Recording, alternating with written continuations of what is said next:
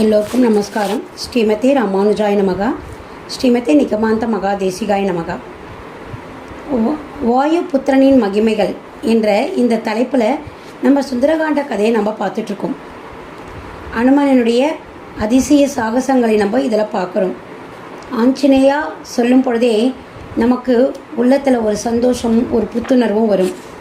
இந்த சுந்தரகாண்டத்தை படிக்கிறதால நம்மளுடைய இல்லங்களில் எல்லா நல்லதுகளும் நடக்கும்.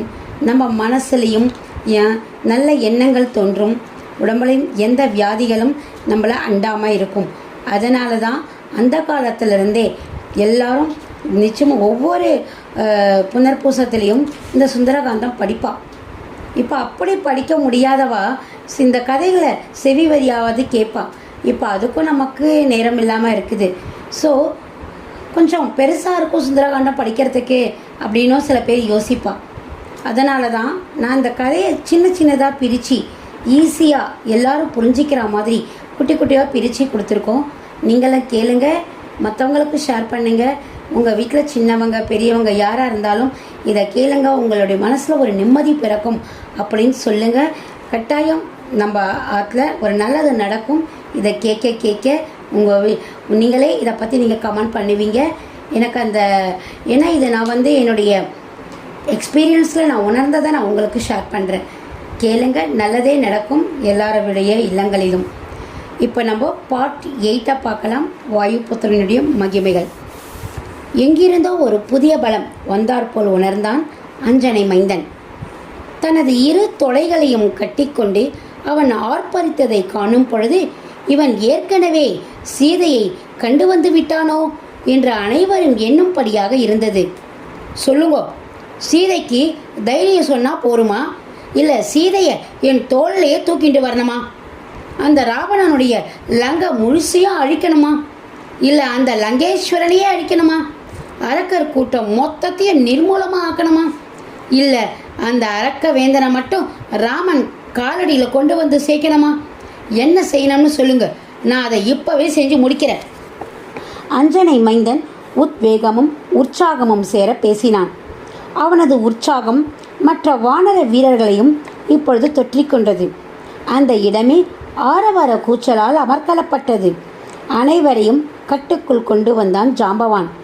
ஹே வாயுபுத்ரா, சுக்ரீவன் சீதையை பற்றின செய்தியை தெரிஞ்சுட்டு அவளுக்கு தைரியம் சொல்லிட்டு வரும்படி தான் சொல்லியிருக்கான்.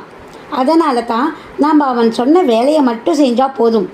அதோட ராமன் அவளுக்கு சொல்லி அனுப்பின செய்தியையும் சொல்லி நீ அவள் மனசு கொஞ்சமாக சமாதானப்படுத்திட்டு வா.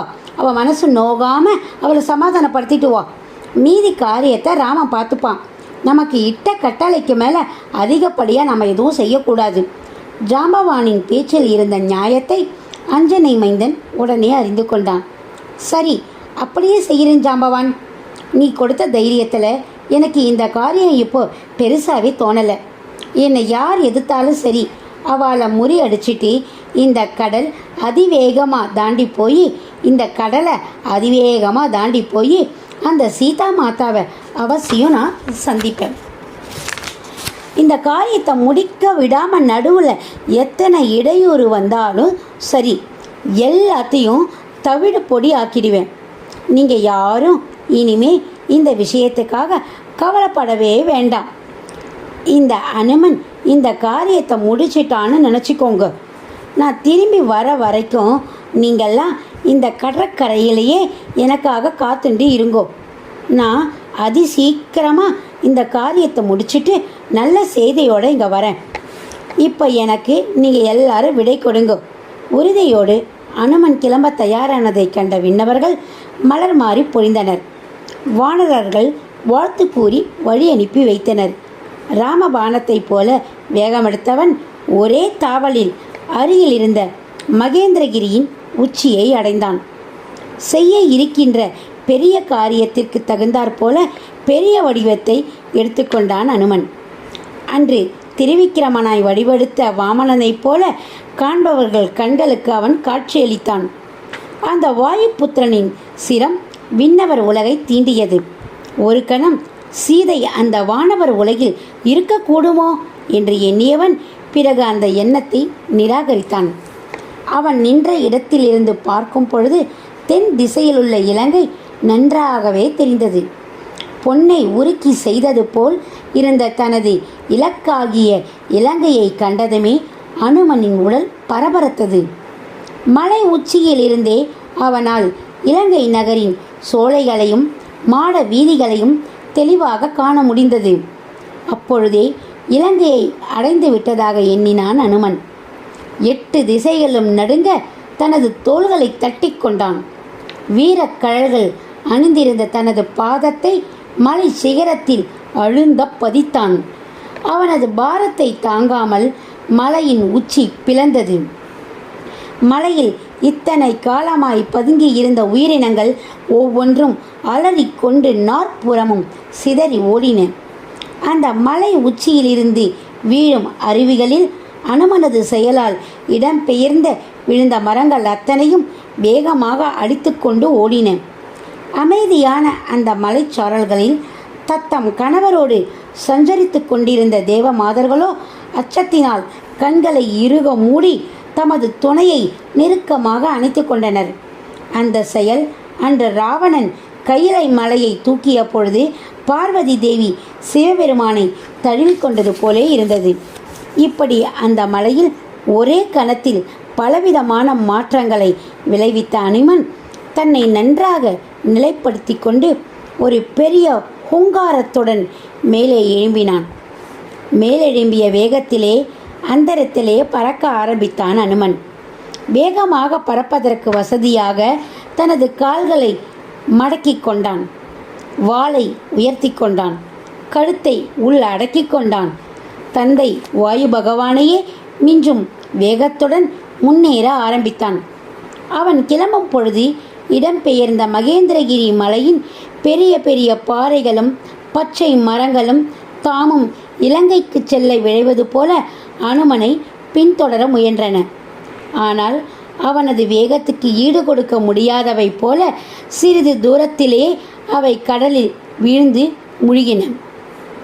அனுமன் சமுத்திரத்தின் மீது பறந்து செல்கின்ற அழகை தொலைவில் இருந்து பார்ப்பதற்கு அவன் நீரை கிழித்து கொண்டு வெகு வேகமாக செல்வது போல தோன்றியது. அந்த அளவிற்கு அவனுடைய வேகம் ஊழி காலத்து காற்றின் வேகத்தை ஒத்திருந்தது. அவனது வேகத்தை கண்ட கடலரசன் தனக்கு அனுமனால் ஏதேனும் துன்பம் நேர்ந்து விடுமோ என அஞ்சினான். கடல் நீரில் வந்து விழுந்த மகேந்திரகிரியின் பாறைகளாலும் பசு மரங்களாலும் கடல் நீர் நாலாபுறங்களிலும் விசிறி அடிக்கப்பட்டு கடல் நீரின் நடியில் இருந்த நாகலோகம் முழுவதும் வெளிப்பட்டது. எவராலும் எளிதில் பார்க்க இயலாத நாகலோகத்தை தரிசனம் செய்து கொண்டே அனுமன் மேலே தொடர்ந்து சென்றான். மேருமலையை ஒத்த தோள்களை கொண்ட அனுமன் கடலை தாவிச் சென்ற போது உண்டான காற்றால் திசைகளின் எல்லை வரையில் பரவியிருக்கும் கடல் முழுவதும் கலங்கியது. அண்டங்கள் யாவும் நடுங்கின. அவனது நீண்ட இரு கைகளையும் காணும் பொழுது ராமனும் லக்குவனும் அவனோடு செல்கின்றனரோ என்ற ஐயம் உண்டாகியது. அவனது அழகும் பொலிவும் சூரியன் ஒன்று அதிசயமாய் வடக்கில் உதித்து தெற்கு நோக்கி நகர்வது போல இருந்தது. இலங்கையில் சீக்கிரமாக கால் பதித்து விட வேண்டும் என்ற ஒரே நோக்கத்தோடு சென்று கொண்டிருந்த அனுமனது கவனத்தை திடீரென கடலில் இருந்து வெளிக்கிளம்பிய மலை ஒன்று ஈர்த்தது. அது அனுமனுக்கு இணையான உயரத்தில் எழும்பி நின்றது. அதை அலட்சியப்படுத்திவிட்டு அனுமன் கடந்து செல்ல எத்தனித்த பொழுது அவனது கால்பட்டு அந்த மலை தலைக்கீழாக உருண்டது. பின்பு மெல்ல சமாளித்து ஒரு மானிட வடிவம் எடுத்துக்கொண்டு வந்து அது அனுமனை மண்டியிட்டது.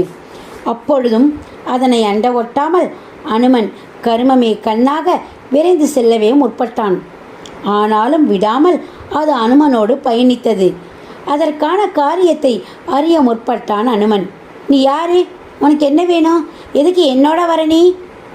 அனுமனது கேள்விக்கு சற்றும் தாமதியாமல் அந்த மானிட வடிவலில் இருந்த அந்த மலை பதிலளித்தது. என் பேர் மைனாகம். எனக்கு பறக்கிறதுக்கு வசதியாக சிறகுகள் இருக்குது. அந்த சிறகுகளை அறுக்க ஒரு சமயம் இந்திரன் என்னை பின்தொடர்ந்து வந்தான். அப்போது உன்னோட தந்தையான வாயுதேவன் தான் நான் வேகமாக பறக்கிறதுக்கு உதவி பண்ணி என்னை இந்த கடலுக்குள்ளே கொண்டு வந்து சேர்த்தான். அப்படி என்னை இந்திரன் கிட்டேருந்து காப்பாற்றின உன்னோட தந்தைக்கு நான் என்னென்னைக்கு ரொம்ப கடமைப்பட்டிருக்கேன். உன்னோட தந்தை மேலே நான் வச்சிருக்க பிரீத்தியால் உனக்கு ஏதாவது உதவி பண்ணணும்னு ஆசைப்பட்றேன். நீ ராமகாரியமாக கடலை தாண்டி போயிட்டு இருக்கன்னு எனக்கு தெரியும். இருந்தாலும் என் மேலே கொஞ்ச நேரம் தங்கி இளைப்பாரி நான் கொடுக்குற விருந்தை நீ சாப்பிட்டுட்டு போனால் எனக்கு அது சந்தோஷமாக இருக்கும். அன்பின் மிகுதியால் மைனாகமலை பேசியது அனிமனை நிகழ வைத்தது. நான் இப்போ ரொம்ப அவசரமாக போயிட்டு இருக்கேன்.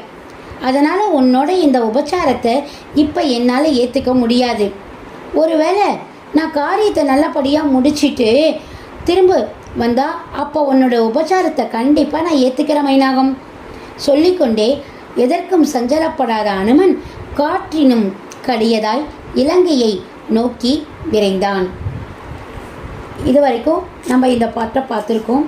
இதை எல்லாரும் கேளுங்க. நிச்சயமாக நல்லது நடக்கும்ன்ற நம்பிக்கையோடு கேளுங்க.